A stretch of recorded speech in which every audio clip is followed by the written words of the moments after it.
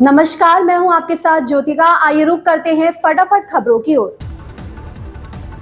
राजस्थान विधानसभा में नेता प्रतिपक्ष टीकाराम जूली रामनवमी के अवसर पर अलवर की एक आवासीय सोसाइटी के राम मंदिर दर्शन के लिए पहुंचे थे। इसके बाद भाजपा नेता ज्ञानदेव आहूजा ने मंदिर में गंगा जल छिड़क कर शुद्धिकरण किया था। कांग्रेस नेता जूली और राजस्थान के पूर्व मुख्यमंत्री अशोक गहलोत समेत तमाम पार्टी नेताओं ने आहूजा के कृत्य को दलितों का अपमान बताया। इसे लेकर ही भाजपा और कांग्रेस आमने सामने है।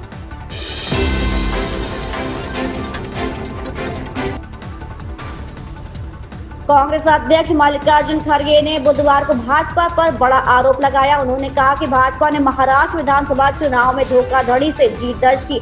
ऐसा फर्जीवाड़ा जो पहले कभी नहीं देखा गया। उन्होंने बैलेट पेपर पर चुनाव कराने की जोरदार वकालत की।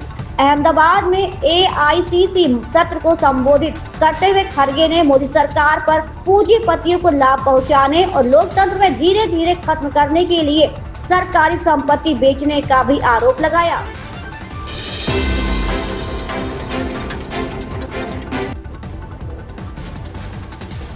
विश्व नौकार महामंत्र दिवस पर उत्तर प्रदेश के सीएम योगी ने कहा, जैन इंटरनेशनल ट्रेड ऑर्गेनाइजेशन ने एक दिन में पूरे विश्व में पहली बार इस कार्यक्रम को आयोजित करने का काम किया है। मैं देख रहा था कि जब प्रधानमंत्री का संबोधन शुरू हुआ तो ये पूरा कार्यक्रम पूरी दुनिया में लाइव हो रहा था। इतनी बड़ी संख्या में लोगों का एक स्थान पर एकत्र होना, साथ ही पूज्य तीर्थंकरों और पूज्य जैन संतों के उन महत्वपूर्ण उद्देश्यों को सुनना, नवकार महामंत्र के प्रति श्रद्धा का भाव देखना अद्भुत है। हम सभी को एक साथ पूरे विश्व में ये दृश्य देखने को मिल रहा है। और आज जब हम लोग यहाँ पे, मैं इस बात के लिए धन्यवाद दूंगा कि जीतों ने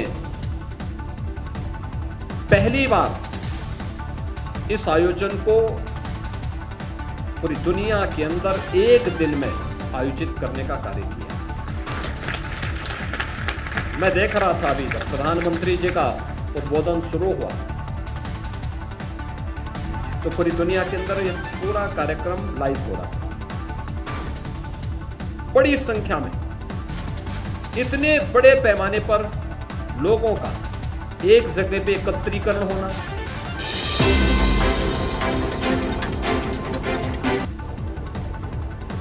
द्रमुक नेता वी सेंथिल बालाजी ने सुप्रीम कोर्ट को बताया कि तमिलनाडु में कैबिनेट मंत्री के तौर पर उनकी नियुक्ति मनी लॉन्ड्रिंग मामले में शीर्ष कोर्ट की ओर से उन पर लगाई गई जमानत शर्तों का उल्लंघन नहीं है।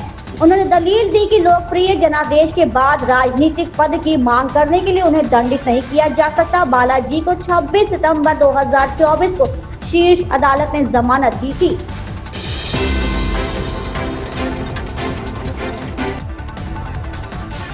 विदेश मंत्री एस जयशंकर ने बुधवार को भारत और चीन संबंधों को लेकर बात की। उन्होंने कहा कि दोनों देशों के संबंध सकारात्मक दिशा में आगे बढ़ रहे हैं। हालांकि अभी भी कुछ मुद्दे बाकी हैं जिन पर काम किया जाना बाकी है। रिश्तों को सामान्य बनाने के लिए इन मुद्दों पर काम करने की जरूरत है।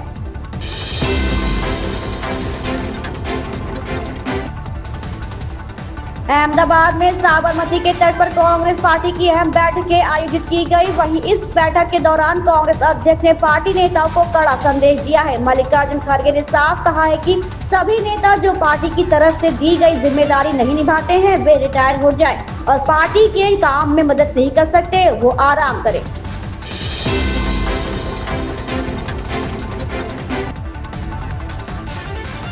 नवकार महामंत्र दिवस कार्यक्रम में प्रधानमंत्री नरेंद्र मोदी ने कहा, नवकार मंत्र कहता है कि खुद पर विश्वास करो, दुश्मन बाहर नहीं है, वो हमारे अंदर है।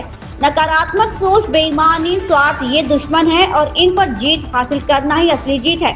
जैन धर्म हमें खुद पर जीत हासिल करने की प्रेरणा देता है।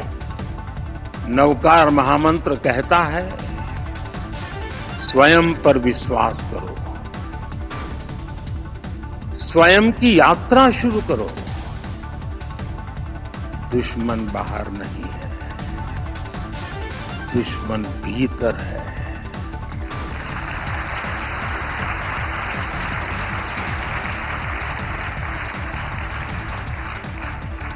नकारात्मक सोच, अविश्वास, वैमनस्य, स्वार्थ, यही वे शत्रु हैं जिन्हें जीतना ही असली विजय है।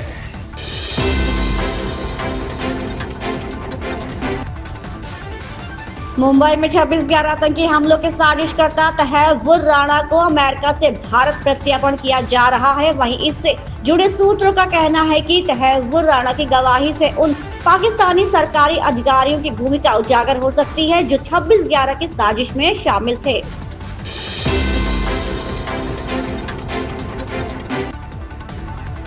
राजस्थान के अलवर में भाजपा नेता ज्ञानदेव आहूजा द्वारा राम मंदिर में गंगा जल छिड़क शुद्धिकरण किए जाने के मामले ने तूल पकड़ लिया है, क्योंकि यहां पर आयोजित प्राण प्रतिष्ठा समारोह में कांग्रेस नेता टीकाराम जूली ने भाग लिया था। इस मामले को लेकर कांग्रेस नेता राहुल गांधी ने भाजपा पर निशाना साधा और दलित विरोधी मानसिकता का आरोप लगाया।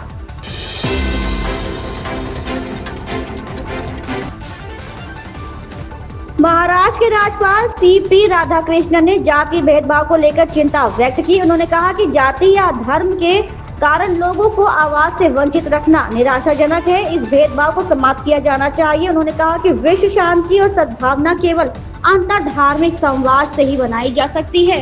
इन खबरों में बस इतना ही। बने रहिए हमारे साथ।